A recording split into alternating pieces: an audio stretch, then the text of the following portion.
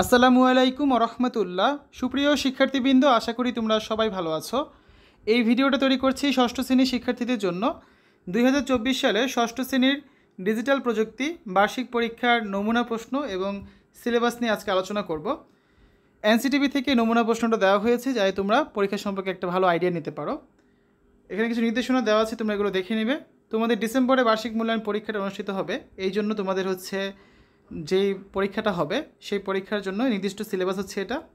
অভিজ্ঞতা 3 আমাদের বিদ্যালয় পত্রিকা, অভিজ্ঞতা 4 তথ্য ঝুঁকি মোকাবেলায় মানববন্ধন, অভিজ্ঞতা 5 বন্ধুর সাথে ভ্রমণ পরিকল্পনা এবং অভিজ্ঞতা 6 শিক্ষণের জন্য নেটওয়ার্কিং। এই 4টা অভিজ্ঞতা থেকে তোমাদের পরীক্ষার প্রশ্ন করা হবে।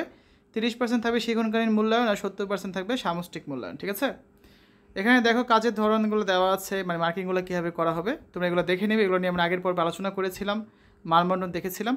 আমরা আজকে সরাসরি নমুনা প্রশ্নে চলে যাই। এটি একটি নমুনা প্রশ্নপত্র।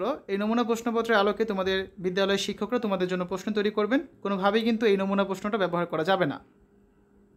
2024 শিক্ষাবর্ষের বার্ষিক পরীক্ষা নমুনা প্রশ্ন, বিষয় ডিজিটাল প্রযুক্তি, শ্রেণী ষষ্ঠ, সময় 3 ঘন্টা, পূর্ণমান হচ্ছে 100। ক বিভাগে রয়েছে নৈর্ব্যক্তিক অংশ, যেখানে বহু নির্বাচনী প্রশ্ন আছে 15টা আর এক কথায় প্রশ্নে থাকবে 10টা। তোমরা সঠিক বা সর্বোৎকৃষ্ট উত্তরটি খাতায় লিখবে 1 থেকে 15 নাম্বার। প্রতিটি প্রশ্নের মান হচ্ছে 1 করে। 1 নম্বরে আছে রাউটার থেকে পাঠানো ঠিকানা প্রথমে দেখে কে? সার্ভার, মোবাইল ফোন, ইমেল, কোনোটাই নয়। 2 নিচের কোন ধারণাটি একজন বিজ্ঞানীকে তার আবিষ্কারের স্বীকৃতি ও অর্থপ্রাপ্তি নিশ্চিত করে? উত্তরাধিকার আইন, সাইবার নিরাপত্তা, কপিরাইট নাকি পেটেন্ট? শিক্ষার্থীদের প্রত্যেকটা প্রশ্নের উত্তর কিন্তু পরবর্তীতে দেওয়া আছে, আমরা সেগুলো দেখব।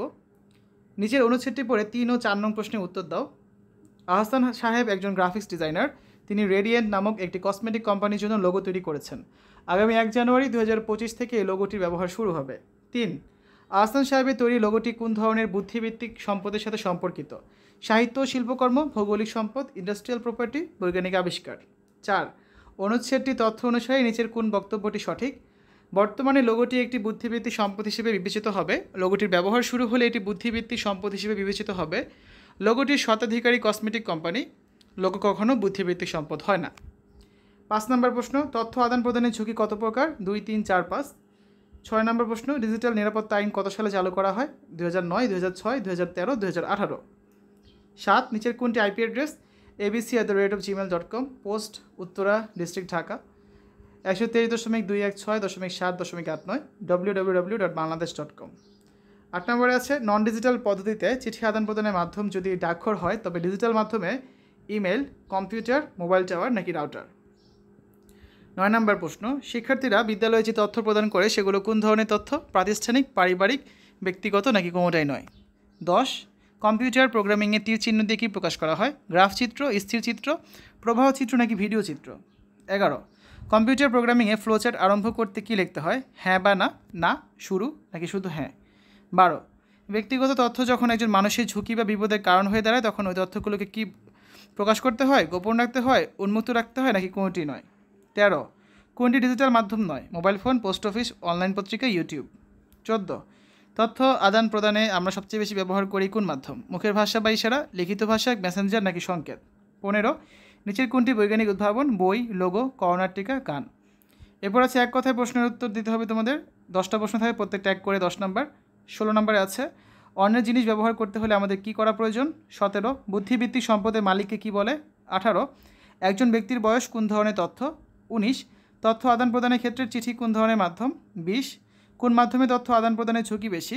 21 ধাপে ধাপে কাজ করা বিষয়টিকে কম্পিউটারের ভাষায় কী বলে? 22 যোগাযোগ নেটওয়ার্ক কত প্রকার? 23 সব ডিজিটাল ডিভাইসে একটি সংখ্যাসূচক ঠিকানা থাকে, এটিকে কী বলে? 24 যার নিকট ইমেল পাঠানো হয় তাকে কী বলে? 25 সবচেয়ে দ্রুত গতিতে তথ্য আদান প্রদান করা যায় কোন তারের মাধ্যমে? এরপর আমরা দেখব খ বিভাগ। সংক্ষিপ্ত প্রশ্ন থাকবে এখানে 10টা, প্রত্যেকটা 2 করে 20 নাম্বার। 1 নম্বরে আছে কপিরাইট ও পেটেন্টের মধ্যে পার্থক্য কী? 2 বুদ্ধিভিত্তিক সম্পদ কাকে বলে, একটি উদাহরণ দাও। 3 অপটিক্যাল ফাইবার কি, একটি বৈশিষ্ট্য লেখো।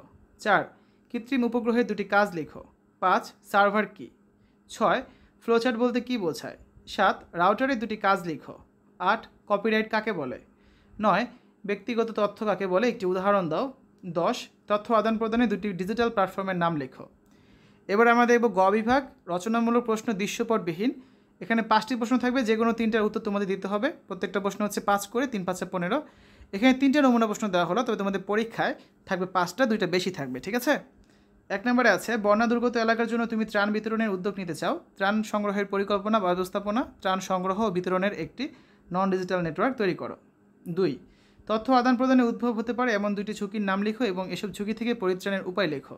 3, ডিজিটাল মাধ্যমে প্রেরক ও প্রাপকের মধ্যে তথ্য আদান প্রদান প্রক্রিয়াটি বর্ণনা করো। ঘ বিভাগে রয়েছে দৃশ্যপট নির্ভর রচনামূলক প্রশ্ন।